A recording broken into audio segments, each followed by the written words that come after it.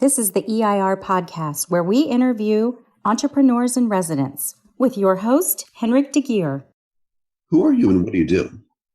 I'm Ken Rother. I'm an entrepreneur in residence at Rev, which is an incubator in Ithaca in upstate New York.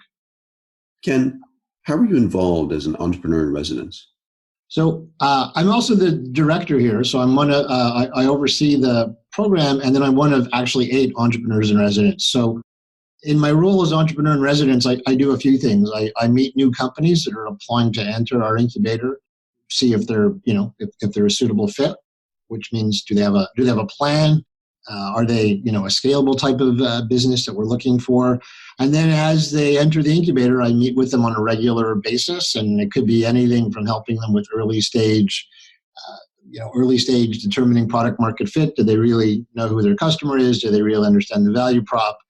To helping them get ready for fundraising, helping them with sales calls, helping them with marketing materials, hiring, sometimes unfortunately firing. So, anything that's sort of in the normal life of a startup from the moment they say, yeah, I want to do this, to they're actually, making some money and hopefully scaling and beyond.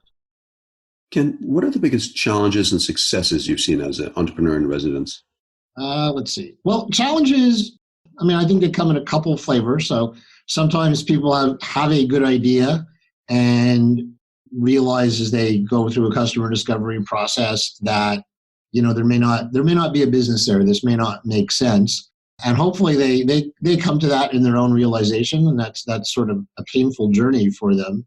It's more of a challenge when a company is ignoring all of the signs of, what they're thinking of doing isn't going to work, or they're not willing to make the appropriate pivot or changes.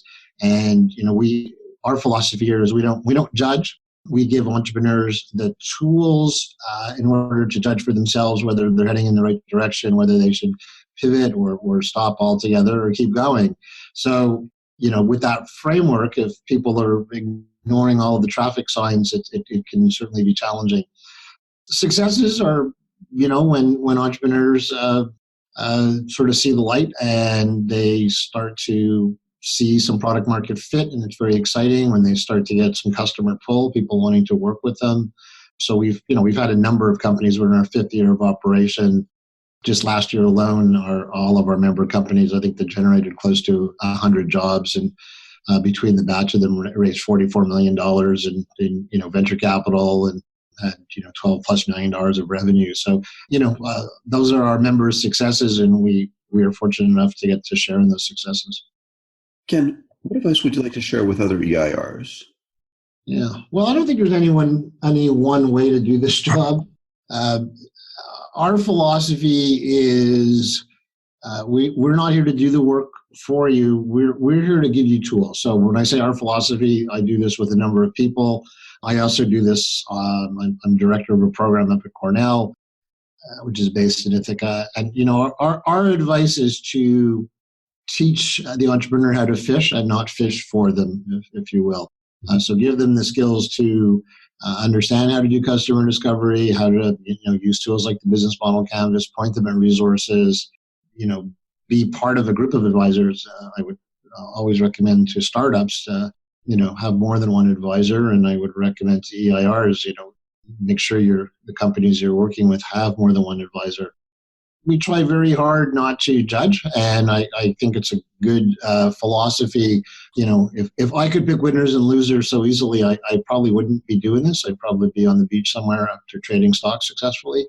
Picking winners and losers is hard, so I avoid the temptation to do that. I've been wrong more than I've been right. So again, I see this as a job where the entrepreneur might see something you'll never see, and just give them the tools to help them move their idea forward. Where can we learn more about entrepreneurs in residence and your work as an EIR? Well, there's lots of great tools. We're big proponents of, lean startup methodology and business model canvas. So books like Business Model Generation and, various books by Steve Blank. There's lots of online resources that one can look at. There's a lot of I'm also a member of the National ICOR teaching team. So iCore puts out a pile of resources, and an organization called VentureWell puts out a pile of resources. So there's a lot of tools there to help both startups and EIRs, understand the trade. In terms of our specific work, we have a website called revithica.com, revithica.com.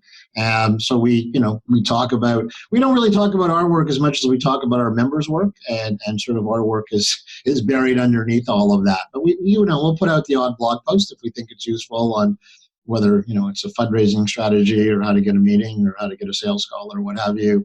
And a lot of what you'll see on our site is also just what our members do. I'm happy to chat with anybody who's, this is a second or third or fourth career for me. I've lost count, and I'm happy to chat with others who are interested who are doing the same work or interested in doing this kind of work.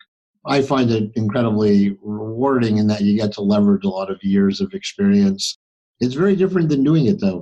Being an entrepreneur, and I've had the good fortune of being an entrepreneur. But being an entrepreneur and being an EIR are really two very different, two different paths.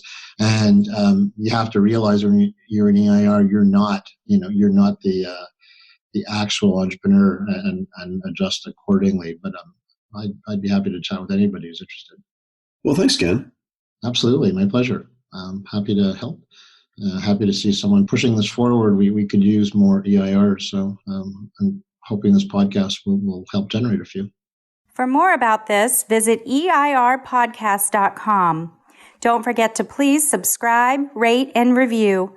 Tune in next week for the next episode. Thanks for listening.